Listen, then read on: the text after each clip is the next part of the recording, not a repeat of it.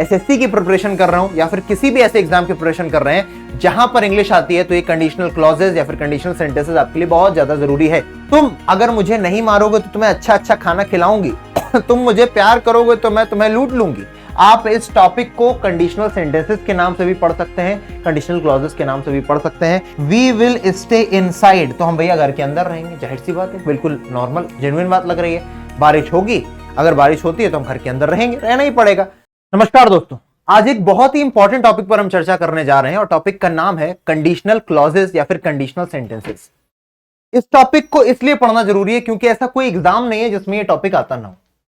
सबसे पहले तो अपन जानने की कोशिश करते हैं कि कंडीशनल क्लॉजेस क्या होता है, लेकिन उससे भी पहले आप सभी का बहुत बहुत स्वागत है आपके अपने परिवार केजीएस यूटी साइंस पर। मैं आपका इंग्लिश एजुकेटर आदित्य भैया दिल की अनंत गहराइयों से आप सभी का स्वागत करता हूं और मैं आपसे लिटरली ये चाहता हूं कि आप इस सेशन को शुरू से अंत तक देखें, क्योंकि कंडीशनल क्लॉजेस या कंडीशनल सेंटेंसेस आप बोल लीजिए चार तरीके के हैं, टाइप 0, टाइप 1, टाइप 2, टाइप 3, और उसके बाद लगभग 15 क्वेश्चंस की प्रैक्टिस भी मैं आपको कराऊंगा जो एकदम एग्जाम लेवल का एक्सपीरियंस आपको देंगे। चाहे आप सीयूईटी की प्रिपरेशन कर रहे हो, डिफेंस एग्जाम की प्रिपरेशन कर रहे हो, एसएससी की प्रिपरेशन कर रहे हो या फिर किसी भी ऐसे एग्जाम की प्रिपरेशन कर रहे हैं जहां पर इंग्लिश आती है, तो ये कंडीशनल क्लॉजेस या फिर कंडीशनल सेंटेंसेस आपके लिए बहुत ज्यादा जरूरी है। सबसे पहला सवाल आपके मन में आता है, कंडीशनल का मतलब क्या है? कंडीशनल का मतलब है शर्त सूचक, जो आपको शर्त बताए किसी बात का कि भैया ऐसा होगा तो वैसा होगा। तुम मुझसे प्यार करोगे तो मैं तुम्हें दहेज दिलवाऊंगी। तुम अगर मुझे नहीं मारोगे तो तुम्हें अच्छा अच्छा खाना खिलाऊंगी तुम मुझे प्यार करोगे तो मैं तुम्हें लूट लूंगी। तुम मुझे प्यार करोगे तो मैं तुम्हें नीले ड्रम में भर दूंगी। ये सब शर्तें हैं कि नहीं शर्तें हैं? तुम पढ़ाई करोगे तो बढ़िया नंबर लाओगे, पढ़ोगे लिखोगे तो बनोगे नवाब, खेलोगे कूदोगे तो बनोगे बादशाह, नवाब से भी ऊपर। ठीक है। क्लॉज का मतलब क्या है? क्लॉज बाबू मोशाए ग्रुप ऑफ वर्ड्स है। क्लॉज का मतलब क्या है? ग्रुप ऑफ वर्ड्स, शब्दों का समूह है क्लॉज, जिसका मीनिंग इनकम्प्लीट होता है, अपूर्ण होता है, लेकिन जरूरत क्या है? क्लॉज में सब्जेक्ट और वर्ब जरूर देखने को मिलता है, वही क्लॉज है। ठीक है ना। आप इस टॉपिक को कंडीशनल सेंटेंसेस के नाम से भी पढ़ सकते हैं, कंडीशनल क्लॉजेस के नाम से भी पढ़ सकते हैं। ये चीज अभी आपको दोबारा दिखाई जाएगी कब? जब इस सेशन को मैं एंड कर रहा हूंगा, और इस सेशन को प्लीज पूरा देखना। मैं 2 बार 3 बार शायद प्लीज बोल चुका हूं, क्योंकि बहुत बढ़िया सेशन है यार। कंडीशनल क्लॉजेस आ जाएंगे, अच्छे खासे पेपर निकलेंगे। अगर किसी पेपर में भैया तुम्हारे 5 नंबर 7 नंबर इससे आ जाते हैं तो क्या बुराई है भाई, है ना, 15-17 मिनट की वीडियो से तो कंडीशनल क्लॉज, पहली बात तो इसमें 2 क्लॉजेस होंगी। ठीक है, सभी लिख के लाया हूं, ज्यादा मैं खुद नहीं लिखूंगा ताकि टाइम कम कर सकूं। जितना टाइम कम उतना ज्यादा तुम्हारे लिए अच्छा। ठीक है। इफ क्लॉज एक होती है इसमें, इफ क्लॉज, और एक होती है इसमें मेन क्लॉज। ठीक है ना। 2 क्लॉजेस होंगी, एक इफ क्लॉज जिसे हम शर्त वाली क्लॉज बोलेंगे, और एक मेन क्लॉज होगी जो परिणाम सूचक होगी। तो एक होगी परिणाम सूचक जिसे हम मेन क्लॉज बोलेंगे, और एक होगी भैया शर्त सूचक। शर्त बताने वाली को क्या बोलेंगे भैया? इफ क्लॉज बोलेंगे। और इफ का मतलब सिर्फ ये नहीं कि इफ आएगा, इफ की जगह भैया सपोज भी आ सकता है, ये भी कंडीशनल वर्ड है। ये जितने भी कंडीशनल वर्ड आ सकते हैं, इफ की जगह एज इफ भी आ सकता है, इफ की जगह एज दो भी आ सकता है। इन सभी वर्ड्स को आप यहां पर पा सकते हैं। ठीक है ना। ये सभी भैया शर्त दिखाते हैं, और भी कुछ वर्ड्स हैं, फिलहाल इनसे काम चलाते हैं।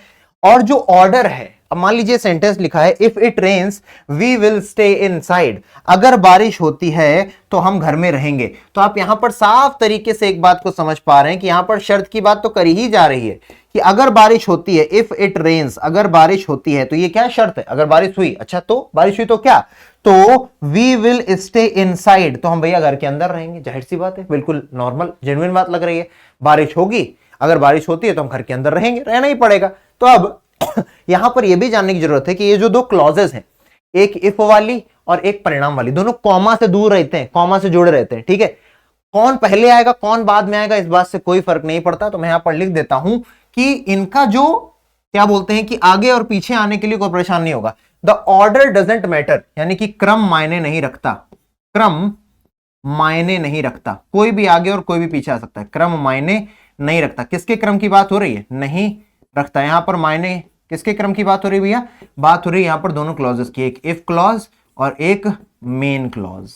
ठीक है ना, इनकी बात हो रही है। चलिए, तो ऑर्डर से मतलब पड़ता नहीं है। अगर इफ क्लॉज पहले आती है, you need a comma two separate the 2 parts. अगर इफ वाली क्लॉज पहले आएगी तो आप कॉमा लगा दीजिए ताकि आप दोनों पार्ट्स को सेपरेट कर पाए। तो अगला सेंटेंस में देखो, इफ इट रेन्स, अगर बारिश होती है, उसके बाद हमने यहां पर कॉमा लगाया, है ना, we will stay inside, we will stay inside, हम घर के अंदर रहेंगे, इफ इट रेन्स, यहां पर देखो हम घर के अंदर रहेंगे अगर बारिश होती है। दोनों चीजें हमने यहां पर बोली, ठीक है। आगे आए, अब यहां पर हमारे पास 4 कंडीशन रहने वाली हैं, ठीक है ना, जिन्हें हम अलग अलग नामों से जानते हैं। कोई इन्हें बोलता है भैया टाइप 0, है ना, टाइप 1, टाइप 2, टाइप 3, कोई इसे बोलता है कंडीशनल 0, कंडीशनल 1, कंडीशनल 2, कंडीशनल 3। और इसमें जो इंपॉर्टेंट है वो है टाइप 1, 2, 3। टाइप 0 कभी पेपर में नहीं पूछा जाता है ना, बहुत ही ना के बराबर पूछा जाता है, ठीक है। चलिए, तो टाइप 0, लेकिन जानने की कोशिश तो करेंगे ना, यहीं पर साइड में लिख देता हूं भैया टाइप 0, कंडीशनल सेंटेंस का टाइप 0 अपन देखने चल रहे हैं, ठीक है। तो this conditional is for things that are always true, जो चीजें हमेशा सत्य हैं उनके लिए इसका यूज करेंगे। साइंटिफिक फैक्ट, जो हमेशा सत्य है उसके लिए करेंगे, है ना। वैज्ञानिक तथ्यों के लिए यूज किया जाएगा, वैज्ञानिक तथ्य, क्योंकि वैज्ञानिक तथ्य हमेशा सच होते हैं।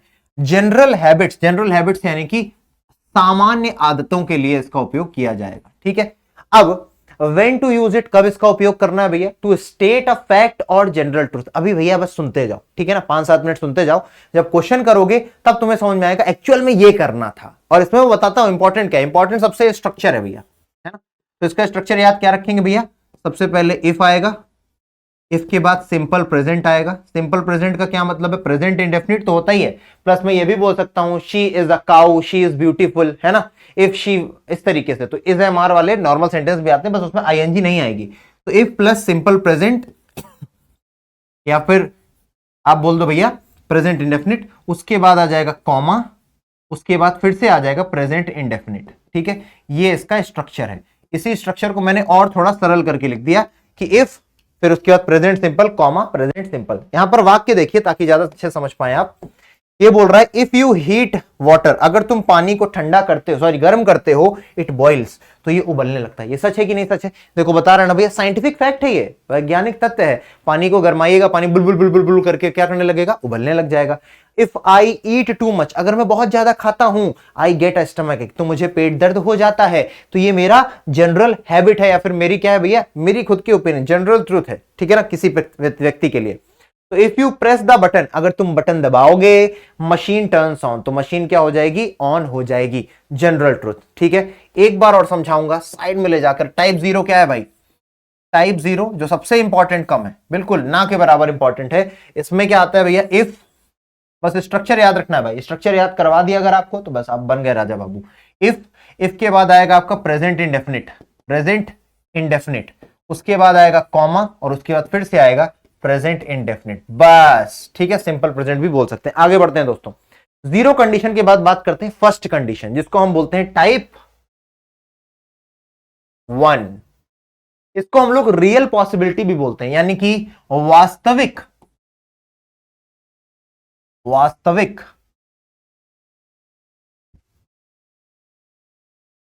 संभावना, हिंदी में वास्तविक संभावना, ऐसी संभावना जो हो सकती है, पॉसिबल है ना, अंधी इमेजिनरी बातें नहीं कर रहे हैं ना, एकदम उड़ती बातें नहीं कर रहे हैं, उसको हम बोलते हैं वास्तविक संभावना। तो this condition is for a real और अ वेरी लाइकली सिचुएशन, किसी बहुत ही रियल सिचुएशन के लिए या फिर वेरी लाइकली सिचुएशन के लिए इसको यूज करते हैं, जो कि फ्यूचर में होने वाली हो। The condition is possible and the result is probable, यानी कि किसी चीज का यथार्थ होना, किसी चीज का भैया प्रायिकता में आना। इसके लिए कब यूज करेंगे, जब हम भैया फ्यूचर प्लान की बात कर रहे हो, या फिर किसी लाइकली आउटकम की, कोई ऐसा परिणाम जो आने की संभावना अक्सर है। इसका स्ट्रक्चर क्या है, इफ प्रेजेंट सिंपल, उसके बाद विल और बेस, ये इंपॉर्टेंट है, ठीक है ना, ये वाला आता है टाइप 1। तो यहां पर आपको याद रखना है भैया, इफ के बाद हमेशा क्या आएगा, सिंपल प्रेजेंट, कभी भी क्या नहीं करेंगे, इफ के बाद सिंपल प्रेजेंट के अलावा कुछ और नहीं लेकर के आएंगे। पता चला आप टाइप 1 बना रहे थे और आपने इफ या फिर किसी कंडीशनल वर्ड के साथ विल या शैल का उपयोग किया, बिल्कुल नहीं करेंगे। प्लस कॉमा लगाया, उसके बाद फ्यूचर इंडेफिनिट, बस बात खत्म हो गई भैया, जो समझाना था आप समझ चुके हो, फ्यूचर इंडेफिनिट, ठीक है ना। तो ये मैंने आपको स्ट्रक्चर बता दिया और सरल करके, ठीक है। इफ के बाद सिंपल प्रेजेंट, उसके बाद कॉमा, फिर फ्यूचर इंडेफिनिट, बस इतनी सी ही बात है, ठीक है। समझने की कोशिश करोगे तो इफ इट रेन्स टुमारो, अगर कल बारिश होती है, we will cancel the picnic, तो हम भैया कैंसिल कर देंगे पिकनिक को, है ना। It is possible situation in the future, possible situation है, हो सकता है कि नहीं हो सकता है, हो सकता है। इफ शी स्टडीज हार्ड, अगर वह मेहनत करती है, she will pass the exam, तो एग्जाम को पास कर देगी, इसमें कोई बड़ी बात नहीं। तो ये हमने देखा टाइप 1। आगे चलते हैं सेकेंड कंडीशनल, जिसे हम क्या बोलते हैं भैया, टाइप 2। ठीक है, टाइप 2 देखते हैं। ये कब करते हैं भैया यूज, जब हमें बात करनी हो किसी सपने की, है ना, किसी ख्वाहिश की, या फिर कुछ ऐसा नॉट लाइकली टू हैपन तो अक्सर सेकेंड कंडीशन का हम यूज करते हैं इमेजिनेशन में। इमेजिनेशन कि अगर मैं कौवा होता तो उड़ जाता, अगर मेरे पंख होते तो मैं फरफर फरफर फरफर करके उड़ जाता, अगर मेरे पास गलफड़े होते तो मैं पानी में सांस ले लेता।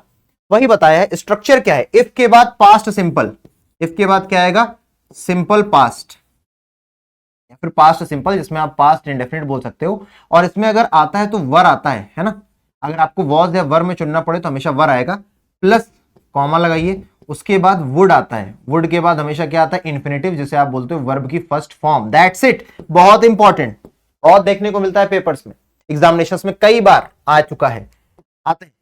If I won the lottery, अगर मैं लॉटरी जीता, है ना, इफ आई वॉन्ट, है ना, जीता होता, I would buy a new house, तो मैंने नया घर खरीदा होता। इमेजिनरी सिचुएशन है ना भैया, लॉटरी नहीं जीते हैं तभी तो ये बोल रहे हैं, लॉटरी नहीं जीते हैं तभी तो बोल रहे हैं भैया कि अगर लॉटरी जीता होता तो मैंने भैया घर खरीदा होता। So this is imaginary, that is why हम क्या बोलेंगे, सेकंड कंडीशनल है। इफ आई हैड $1 million, अगर मेरे पास भैया क्या होते, $1 million, हैड वर्ब की सेकंड फॉर्म पास्ट इंडेफिनिट, तो मैं ट्रेवल करता। नहीं है $1 million, तभी तो ट्रेवल नहीं कर रहे। ठीक है, याद रखिएगा, if simple past comma would verb की फर्स्ट फॉर्म।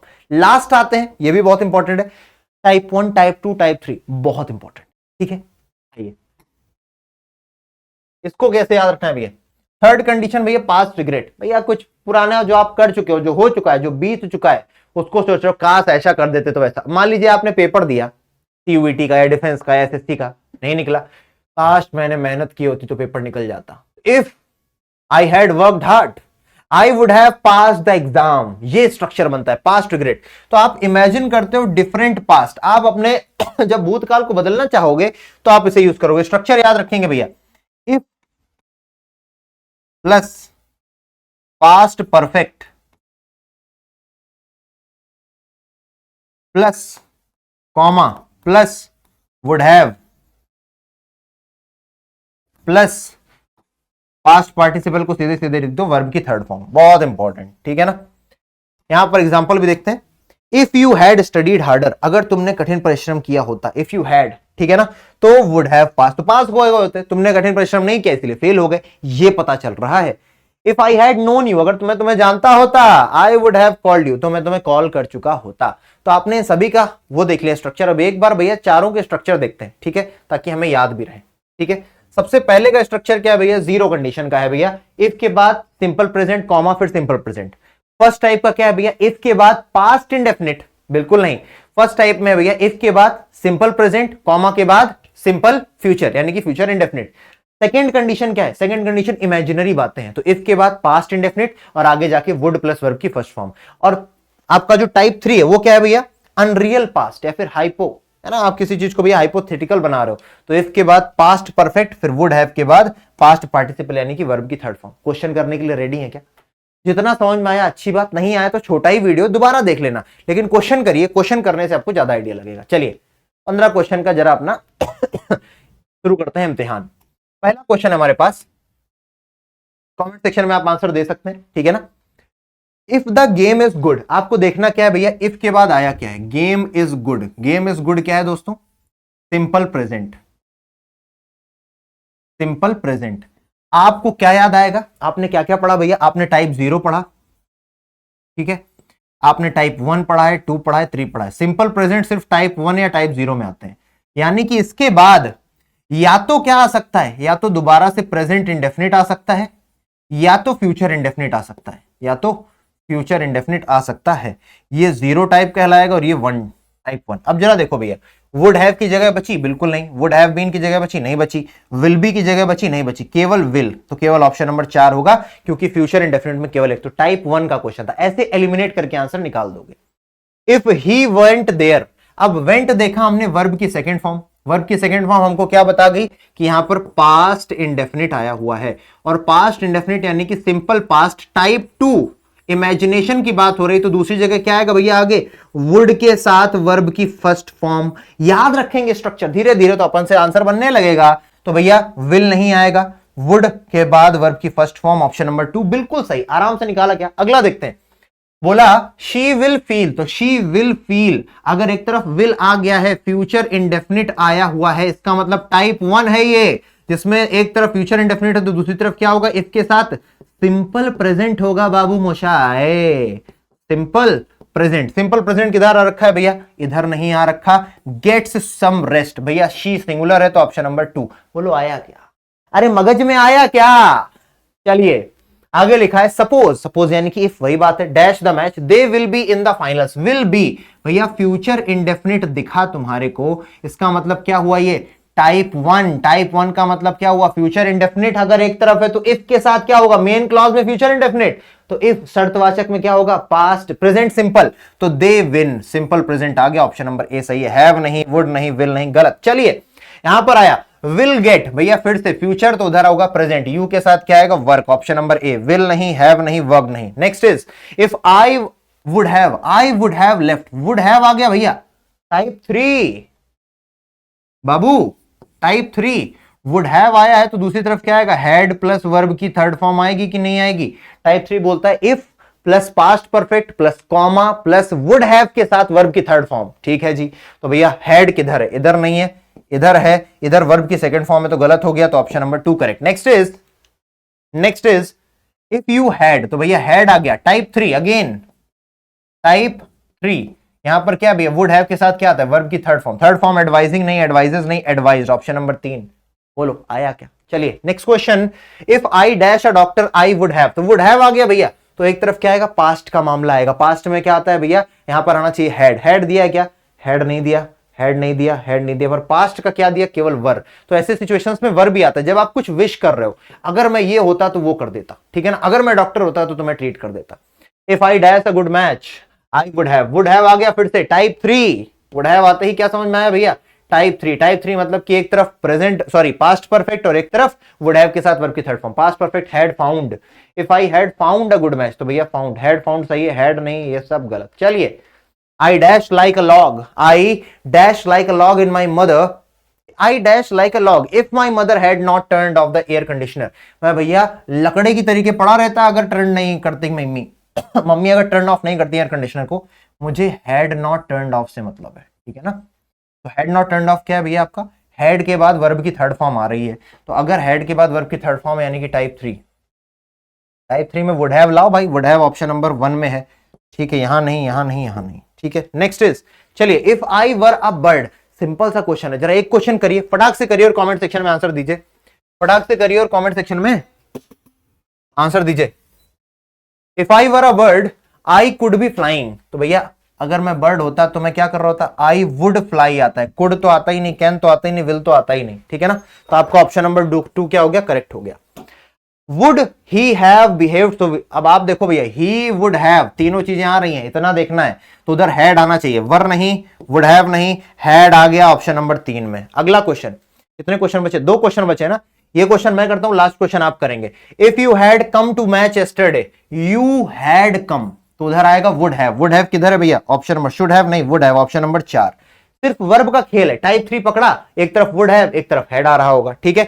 ये वाला क्वेश्चन पढ़ लो, करोगे आप, मैं नहीं करूंगा, ये होमवर्क रहेगा, आंसर बताइएगा, अगर समझ में आया होगा तो कर ले जाओगे। Dash you admit to a crime if you did not commit it, verb को देखना, टाइप को देखना और आंसर करना, बताना टाइप कौन सा है, क्या स्ट्रक्चर है और इसका आंसर क्या है, ठीक है। तो आप लोग ऐसे लिखना भैया, होमवर्क आंसर, होमवर्क ऐसे करके फिर उसमें लिखना भैया टाइप कौन सा है, फिर उसके बाद बताना ऑप्शन कौन सा है, इस तरीके से जिसका सही होगा उसको भैया कोशिश करूंगा पिन करवा दिया जाए, ठीक है। अगर आपको ये टॉपिक अच्छे समझ में आ गया है तो कमेंट करने में बिल्कुल शर्माना मत, झिझकना मत कि हम कमेंट नहीं करेंगे, कमेंट करके बताना, क्योंकि अगर तुम्हें 20 मिनट के अंदर इतना बेहतरीन टॉपिक कवर करके दिया जा रहा है तो तुम शुक्रगुजार होने चाहिए कि आपको सारे के सारे कंडीशनल सेंटेंस, कंडीशनल क्लॉजेस एक छोटी सी क्लास में समझ में आ गए और आपने क्वेश्चन भी बना लिए एसएससी और डिफेंस लेवल के। I hope this helps. ध्यान रखेंगे अपना, अगले सेशन में फिर से मिलूंगा ऐसे ही बेहतरीन टॉपिक के साथ। तब तक अपना ध्यान रखें, टेक केयर, जय हिंद।